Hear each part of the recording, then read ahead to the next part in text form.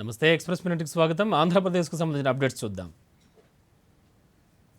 Fly ash లోడ్తో విజయవాడ నుంచి విశాఖ వైపు వెళుతోన్న లారీ బోల్తా పడ్డంతో దానిపై ఉన్న సుమారు 18 మంది కూలీలు మృతి చెందారు.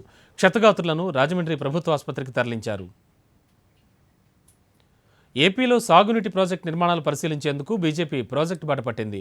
ఆ పార్టీ రాష్ట్ర అధ్యక్షుడు హరిబాబు నేతృత్వంలో మంత్రులు కామినేని శ్రీనివాసరావు, మాణిక్యాలరావుతో పాటు ముగ్గురు ఎమ్మెల్యేలతో కూడిన బృందం తోటపల్లి ప్రాజెక్టును సందర్శించింది. స్మార్ట్ విలేజ్ కార్యక్రమంలో అధికారులందరూ గ్రామాలను దత్తత తీసుకోవాలని చంద్రబాబు పిలుపునకు అధికారుల నుంచి స్పందన వస్తోంది. కృష్ణా జిల్లాలోని పురిటిగడ్డ గ్రామాన్ని దత్తత తీసుకున్నట్లు ఏపీ అడిషనల్ డీజీపీ ఆర్పి ఠాకూర్ వెల్లడించారు.